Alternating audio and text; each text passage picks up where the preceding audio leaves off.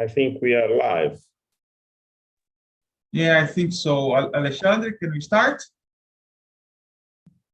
Podemos começar, Alexandre? Let's wait for him to confirm on chat. Oh, let me see. Okay. Yes, okay. So, welcome, Professor Roberto Tommasetti from the School of Accounting and Administration at here, UFRJ, Federal University of Rio de Janeiro. It's an honor to have you here with us for this seminar. So the format, as some of you may know, is 45 minutes for the presenter to present his or her paper. And then we have 15 minutes for comments made by the discussant. In this case, it's myself. And so I invite Professor Roberto to take the floor and present his paper for 45 minutes, and then I come back to make some hopefully comments that can improve the paper. So thank you very much again for being here at the COPPEAD and to present your research. Thank you. Okay, my pleasure. I hope that that will be interesting for everybody. Thanks a lot, Professor Rodrigo. Thanks a lot for the institution, COPPEAD. It's always a great pleasure to participate to this event, even either as a speaker or listener. I'm very happy to be invited. Okay, let me share my desktop. I hope that you are able to see my desktop. The paper that I present today, it's a paper which is more administration than accounting, in the sense that basically the aim of the paper is to understand if there is a different contribution of the CEO in terms of his tenure to the different situation in which the company is. Again, I want to thank also my co-authors at the moment, which are Professor Vinicius and Marcelo Albro from my same institution, the Federal University of Rio de Janeiro, my same department, and Patricia Bortolon of the Federal University of Espírito Santo. Patricia is, by the way, is an expert in governance, so it was a great pleasure to have her on board and very helpful for along the period in which we taught this paper. Paper that we presented at 2021 AAEE conference, which is accounting in emerging economies. I don't remember the full acronym, but basically is a conference which is linked to the Journal of Accounting in Emerging Economies or emerging countries, and is linked to the Essex University.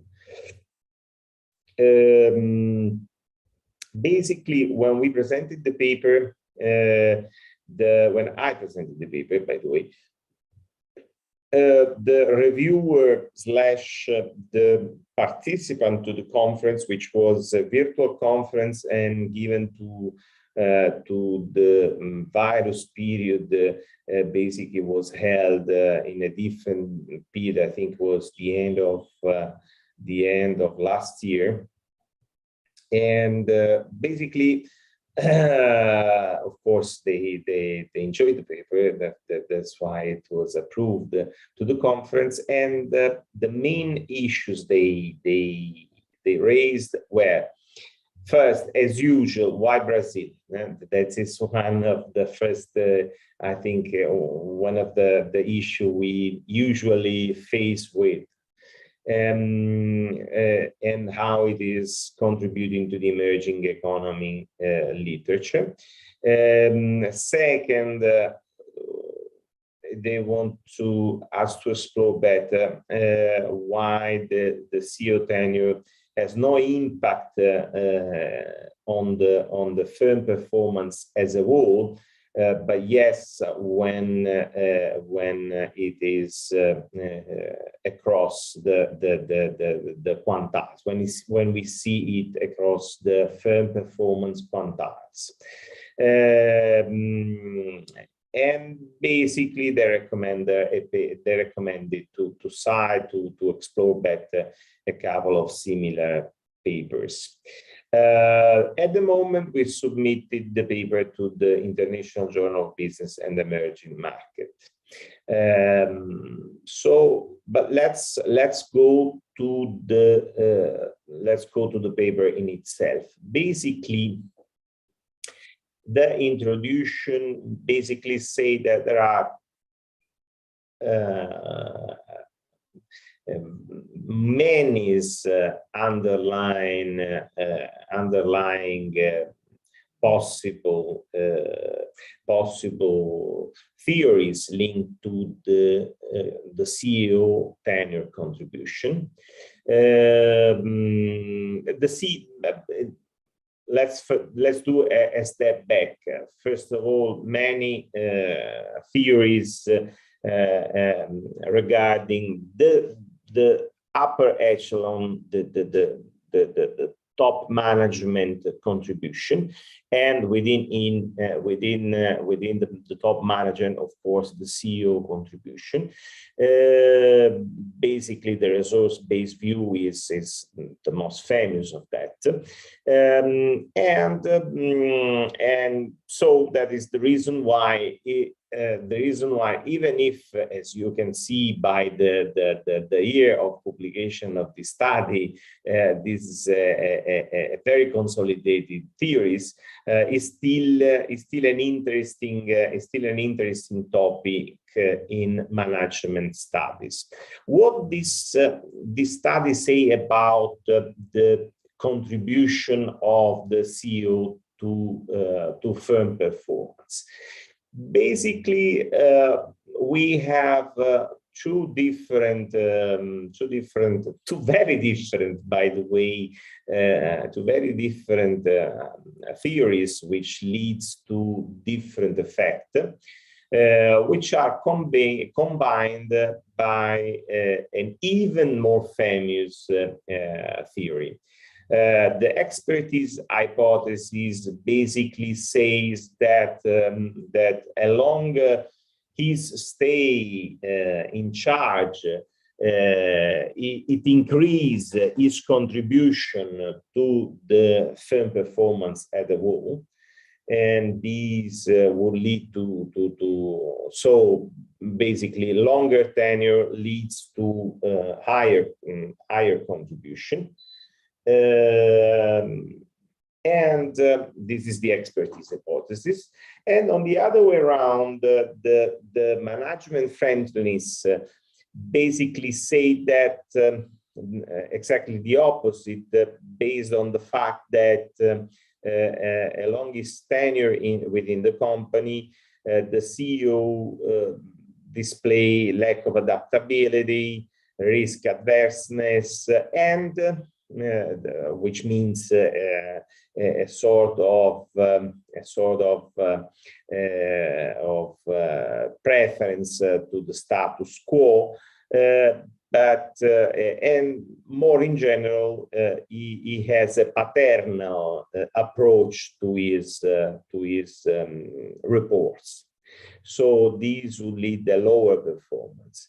And finally, as I told, probably is the most famous theory linked to the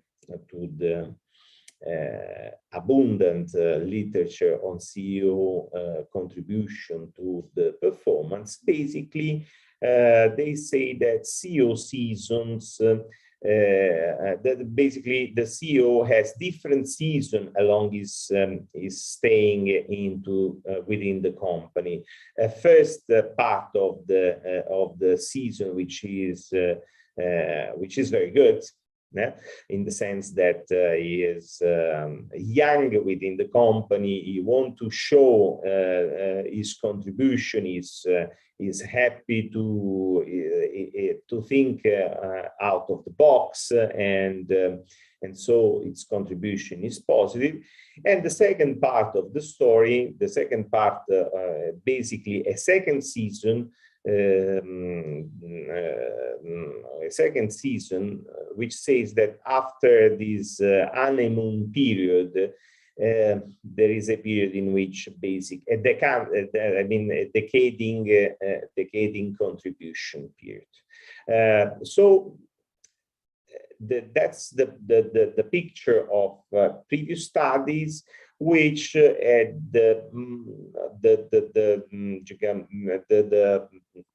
most sophisticated things that they have done is to divide in different slides the CEO tenure. So from this picture, we had the idea to do basically the opposite, to think that that there is no one tenure size fits all firm performance stages, but basically the CEO tenure contributes different to the different firms' performance seasons. So we basically we changed the factor of the equation by saying that there are no different seasons of the CEO, but different seasons of the firm's profit of the firms, which are more or less in which the CEO can contribute differently. That's basically our idea. Why Brazil? In order to attend for one of the question we have, why Brazil? Because BRICS country basically they show a similar path in terms of CEO longevity. They basically are impatient when we compared to the North American or European countries. They have shorter terms in terms of CEO tenure. They are homogeneous. So from the main independent variable point of view, they look similar. On the other round, on the dependent point of view, so the performance, basically Brazil within BRICS is the main IFRS user, since India and China partially adopt the IASB standard. So basically, from this point of view, should be interesting to understand in this regularly standard setting how does it work, these ideas. Is it possible that no one thought about the possibility that CEO tenure contributes differently in different scenarios? Is not totally true, because basically there were some studies which shows on one side that in unfavorable exogenous conditions there was a higher contribution or longer tenure. And on the other side, that in high growth firms or dynamic industry, is basically long tenured CEO are contribution is detrimental. So so this was again a confirmation that probably there was a merit in divided into sliding in deciles the firm performance, in observing how within these deciles the CEO could contribute in terms of to this performance.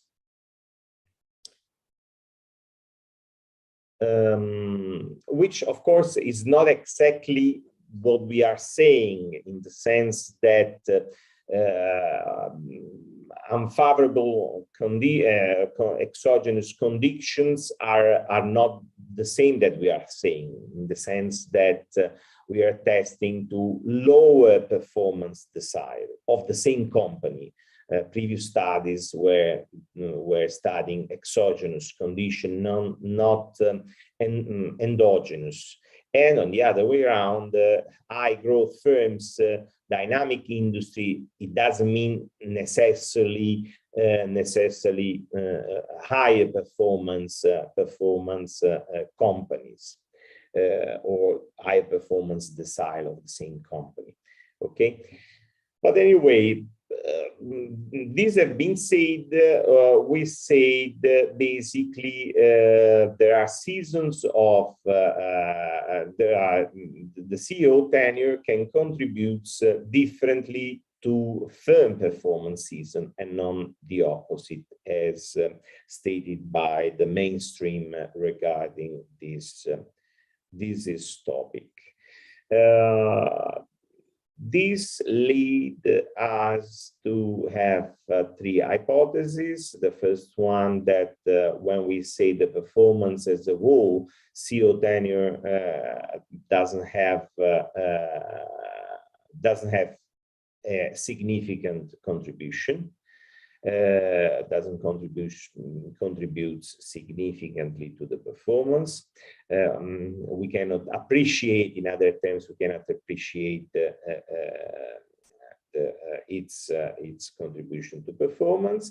But when we see lower firm performance quantile, we expect that they contribute positively. Which means, in other terms, to do another parallel, that when we have storm, a longer captain can help the vessel to go out from the storm. But on the other way around, when there is sunshine period, he cannot, he is not able to contribute in a significant way. So we expect that he contributes negatively during high firm performance quantiles. These are the three hypotheses we had in place at that time. Design: Bloomberg, Brazilian listed companies, period 2013-2019. So we have a final unbalanced panel of 777 years. And of course, the emoji remember us that, of course, is time to add 2020 and 2021. I don't know how my colleagues are happy to do it, but basically, first of all, Vinicius, which is working on this on the quantitative side of the story, but it's probably something that we have to think with. But let's first wait the response of the journal, which is not exactly quickly, in the sense that it's months that is under review, but reviewers are still not appointed. So it's disappointing that they are not appointed. So it's quite let's first catch 22. Let's wait if we have an engagement or a declaration of interest in order to improve the paper. In terms of tools, we have regressions where we have on the left hand side of the story the return on asset, and on the right hand the tenure with various with all others control variables. Let's see, age, which of course seems to be something close to tenures, but doesn't have intuitively, but basically doesn't have much to share with tenure, with CEO tenure, which is the tenure within that company. Is not age, is not experience in general, is tenure within that company. Gender, but as we know, gender is very unbalanced on the male side, so it doesn't say a lot of things. Duality and other control variables to control the results of the equation we propose. Findings. On the statistics, of course, on the variable statistics, nothing very interesting. On the upper side, the only two things that again confirms that Brazil is in line with other BRICS countries, that the mean CO tenure is 4.2 years. So basically is quite short when we compare with other contexts, with other environment. And if we take out family-owned companies, with this number is still lower. But anyway, and age, I mean, for 54 years in average, it's a number. On the univariate correlations, basically we start seeing that there is a correlation between return on asset and tenure, and in general, and between tenure and age, and long-term asset. We show a propensity, theoretically, a propensity of older CEO to attract, a propensity to ask, or probably capacity for them to attract higher debt. But anyway, I think this is not this is not very interesting when we see in terms of univariate. Another by-side product of the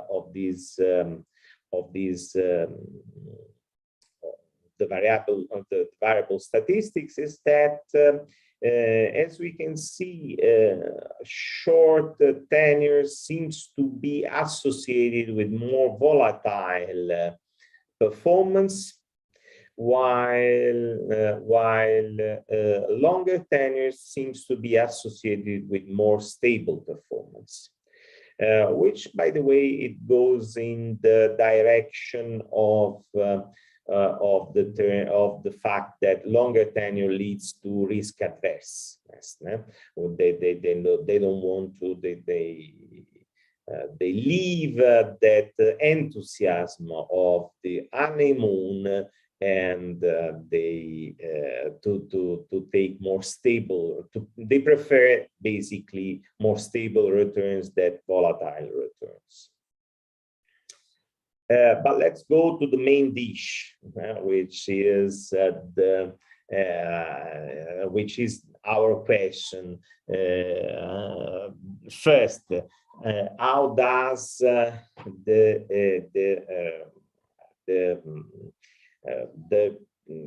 the CEO tenure contribute to the firm performance as a whole, it seems to be not significant. It seems to be not significant. But when we observe during the quantiles, it seems to be stable and decreasing, as we said, but not turning negatively along the quantiles, the CEO contribution. In the first decile, the beta is higher. In the second is going down. In the third is going down. In the fourth is going down. But in the last one, basically, it doesn't become negative. It doesn't become negative, which is probably something that our reviewers didn't like, in the sense that they basically said, if it is positive and significant along all the quantiles, why it is not as a whole? Because there are two different ways of looking the things, the question, which, by the way, confirms that it's a different, a new way of looking at the problem, at the question. But anyway, we can observe that basically the first hypothesis, when we see performance as a whole, CEO tenure doesn't have a significant impact, is confirmed. The second hypothesis, when the performance is negative, the CEO contributes a longer tenure CEO contributes more. It is confirmed, but it does contributes positively is confirmed. But the third one, which contributes negatively during the sunshine period, is not confirmed. Basically, these are the results. On the bottom, on the lower side of the slides, basically there is a shade, I would say, a shade robustness test. I'm sure you all listeners and Professor Rodrigo will be able to produce a more robustness test. Sorry about we introduce more sophisticated robustness test, but I mean, we just tested because in the observation period there was a crisis period. I think it was 2014, 2015, when the national gross product was negative, and we isolated this effect in order to understand if. In order to understand better the question, the terms of the question that we posted, isolating these exogenous factor. And on the right side of the slide, there is just a graphical representation of the CEO tenure coefficient along the return on asset quantiles. So going to the conclusion, first, we posted an apparently different way of looking at traditional questions, CEO contribution to the performance, by understanding the different CEO tenure contribution to the different company performance seasons. And apart from the confirmation that short, long tenure is associated with volatile, stable returns, respectively, as we say, confirming the risk adverseness theory, which increase along the CEO tenure period. Basically, we confirm that long tenure contribution is significantly positive in poor performance periods, decreasing along the the side, but we're not able again to demonstrate that becomes negatively in strong performance period of the company. Which again, as I told, basically with the parallel at the very beginning of my presentation, would confirm that an experienced captain is valuable in storm, but decrease his performance, his contribution in the sunshine periods. Again, there is a lot of things that could be added here. We know that our setting is basically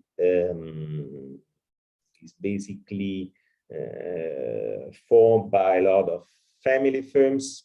That is the reason why the COPPEAD in itself is working on family firms, because I know that it's always very keen, on this topic.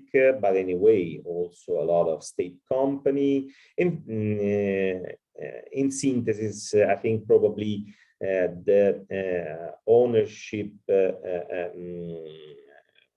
type of ownership and the concentration of the ultimate, the share concentration, probably something that should be better explored. Probably should add other CEO characteristics, as a lot of study does. CEO ownership, if it has ownership or not, stock option, if it part of the controlling family, or again scholarship, is where is experience, a lot of things, which is type of studies, a lot of things which could be linked to, which could add some value to some salt to the paper. But anyway, this is the way in which it's structured now. That is the reason why, of course, I close saying that we're very happy to lead. My colleagues and us are very keen to receive your comments.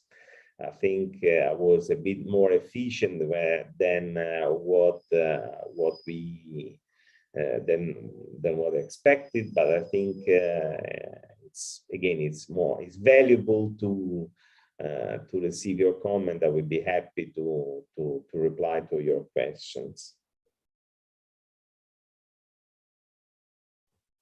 Thank you very much for your presentation. And now I'm gonna make some comments on the paper. Let me find here my slides. The only issue, I don't know how to, okay, now I understood how to. Now I have to, let's see. Unshare. Can you see my screen? Yeah, I can. Yeah. So first, again, thank you very much for the paper. It's a very interesting paper. And let me talk about the third one here. So it's a new spin on our research field. So this thing about CEO tenures, something that there are lots and lots of papers about. Then you bring a new spin on that, and that's very interesting. I think that the paper has the potential to do some nice contributions, and it has some clear practical implications that I think that paper should also always have, because sometimes we, as researchers, we become too theoretical, and we do not put back how what we're researching could impact the practice, and I think that you put that well in the paper.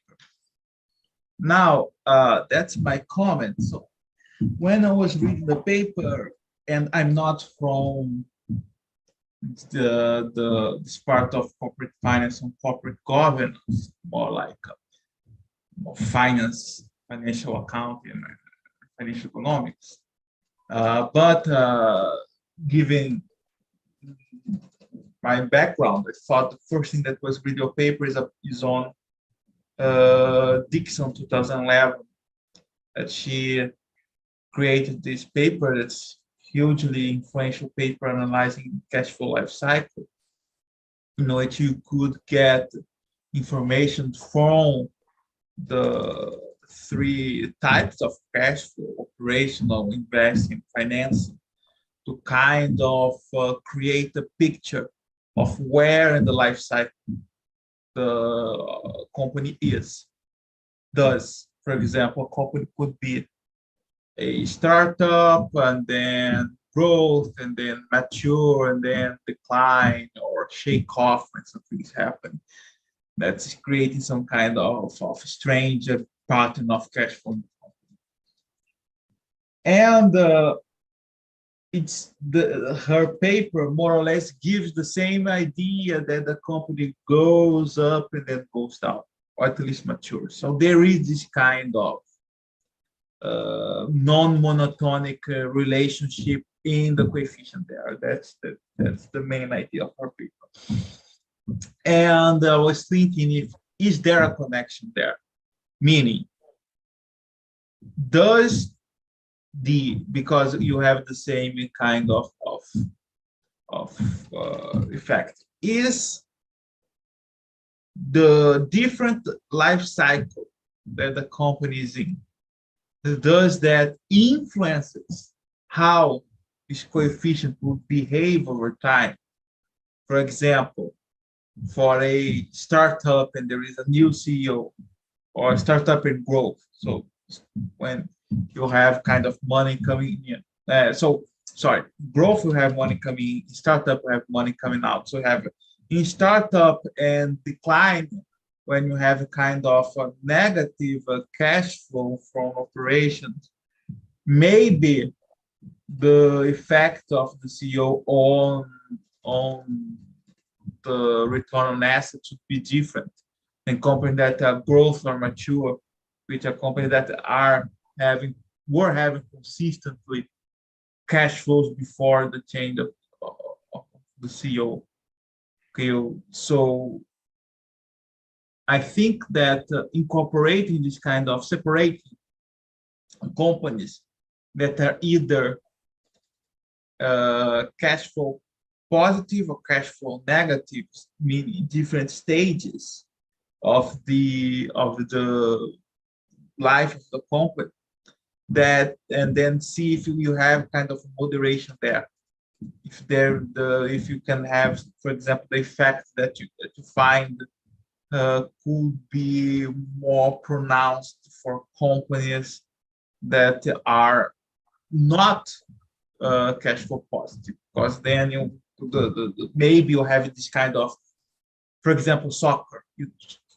For a bad team, you change the coach and have this very good initial impact, and then it wears off. But if you have a good team and you hire a coach, then it can have a good performance overall. So it depends on the kind of team to have this effect of coaches. Okay, so giving here an example of soccer. And I think that may also be the case for companies. Depending on the type of companies, when you bring a CEO, that effect is going to be different. And this is a way to separate with Dixon framework, but you could separate in other ways, kind of create like in the same way that in soccer, football, we have like good teams and bad teams, and you can see that the pattern of coaches is completely different compared. Like Palmeiras or even Flamengo with Dorival, that had a good overall performance, to teams like, I don't know, Cruzeiro, Vasco, etc.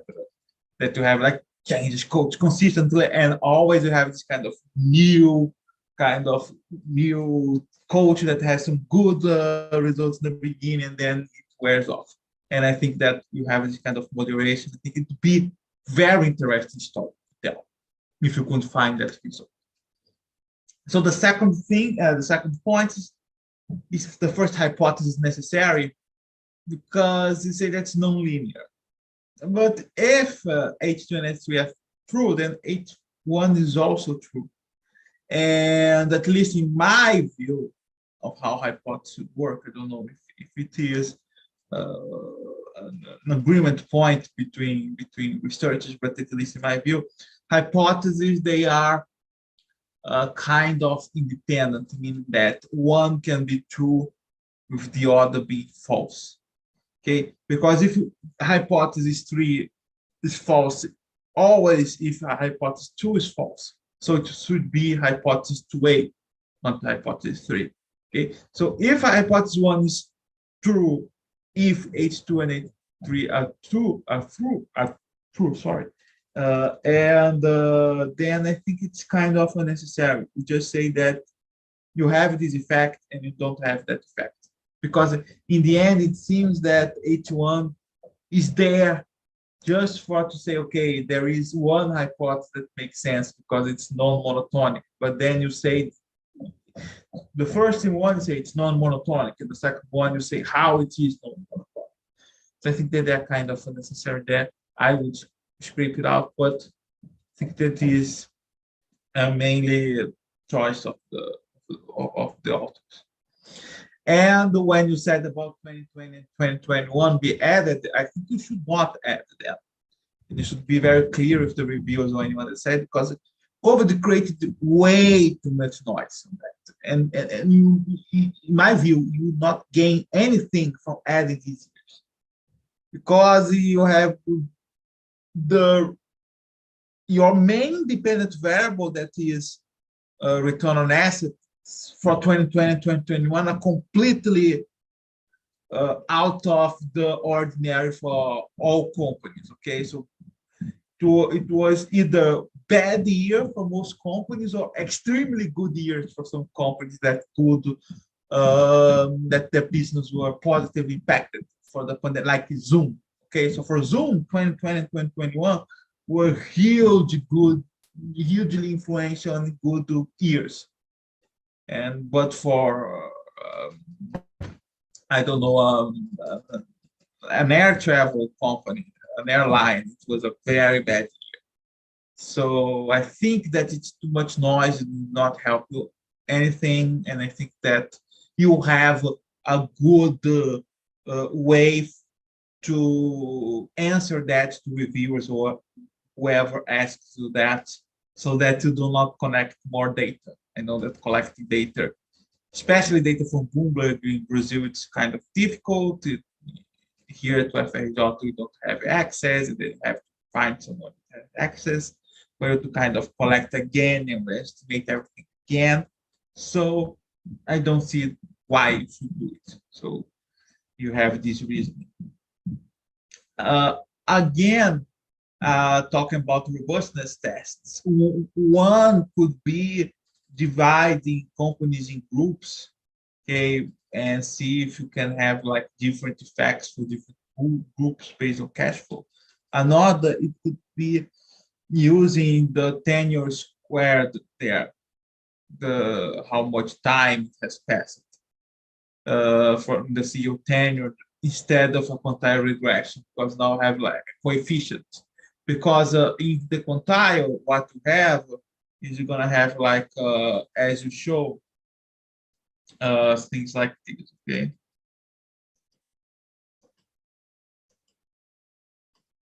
Something like that. And what this will do is that to try to fit a quadratic here, and you give you a beta. And if this beta is significant, then there is a quadratic relationship there. So it is much more easier to interpret, but less robust, because quantile kind of divide it in several pieces. So it's a piecewise regression there. While here you're kind of fitting a curve, so it's less robust, but it's more easy to interpret. It's easier for us to have like this beta, and it's significant, it's not significant, then you say, okay, is there an effect or not? And then you look at the curve to see how the curve looks. And I think that could be a good robustness for you to see if what is the quadratic that fits there. And my final comment here is that another robustness would be the return on equity instead of return on assets. Because, and I think that's easier for you to find an effect on return on equity than return on assets. Because you have that return on equity is the return on asset plus something that here the CEO has power on. So imagine that the return on equity, return on assets stayed pretty much stable. But now, if the company is taking leverage, and here you get the spread of the leverage, meaning what is the return that the company is having on the money minus what they have to pay in interest.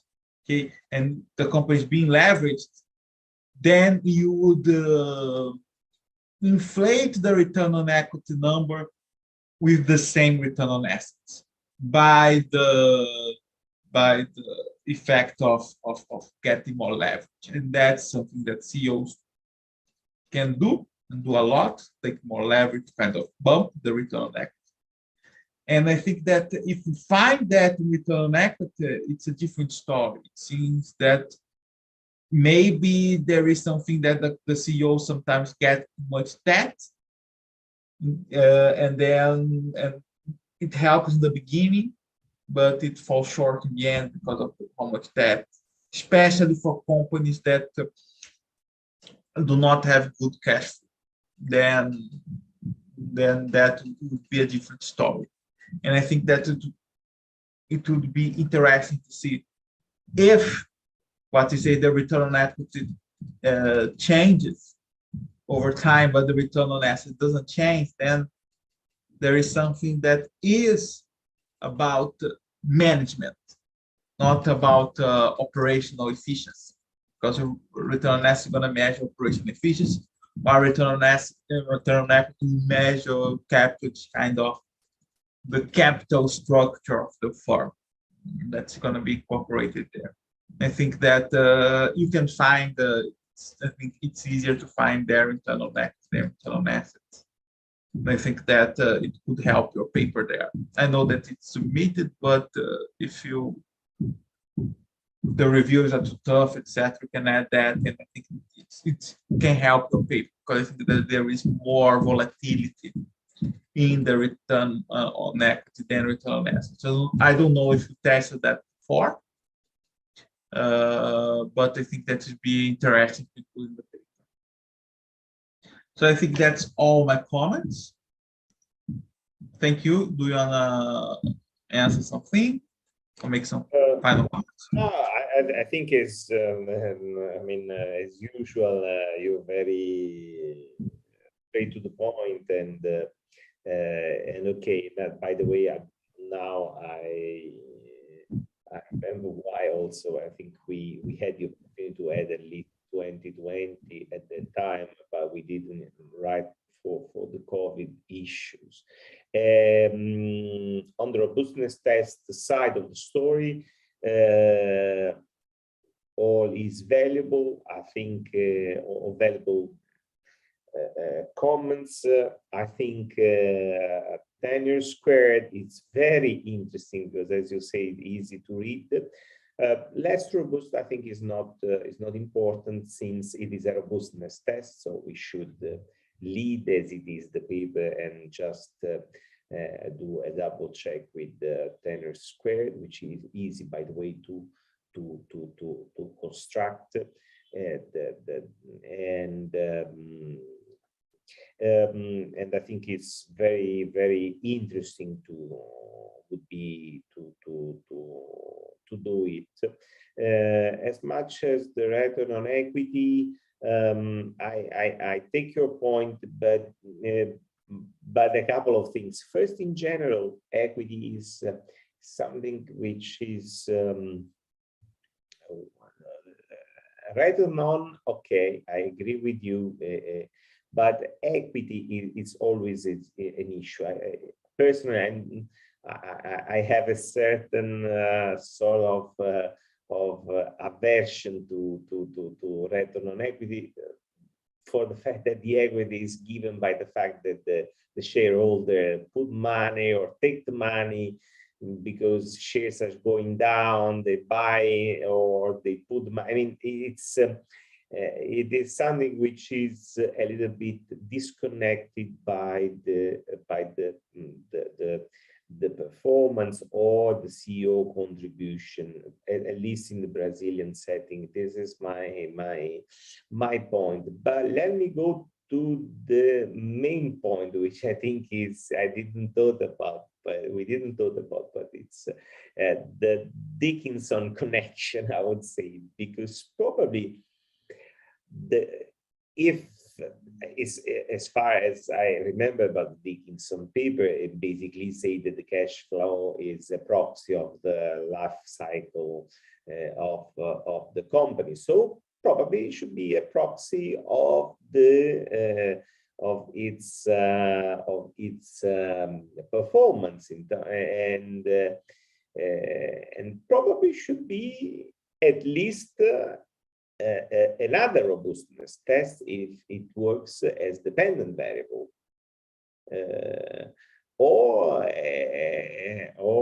I think it's really worth to play a little bit with cash flow from operations or whatever Dickinson used at that time, to see if it works in some way, or as a control variable. I think is too strong, the connection with return on asset, but probably as alternate dependent variable, it would be produced at the same time an interesting robustness test and to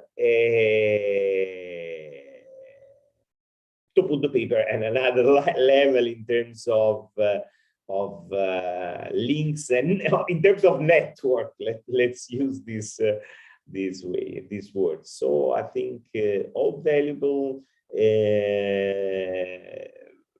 My colleagues will be very happy to use the fact that we don't have to run 2020 and 2021 because of the COVID issue, which is by the fact a problem, an issue. But on the other way around, I think to run the Tenure squared or to read the Dickinson paper again, which is always worth an hygienic exercise, and to play a little bit with him should be to put on the table. It is, I think, very worth. But I wouldn't expect less, by the way. So thanks a lot. So thank you again for presenting. Now, ending the seminar. Thank you very much all that are watching. And now we have now January off. Return on February with Sérgio Guimarães from the Brazilian Development Bank, BNDES. And in March, we're going to have André Carvalhal as a professor here at COPPEAD. And then in April, and I have the presentation of Jefferson Colombo, that's from the Getúlio Vargas Foundation and the São Paulo School of Economics at ESP in São Paulo. I'm going to be presenting. And in 2023, we're going to have key names from May onwards that will be presenting in our seminar. Again, thank you very much, all that watched. Thank you very much, Professor Roberto, for his paper, a very interesting topic. And see you all again in 2023. So happy Christmas and Happy New Year for everybody. So bye. Bye.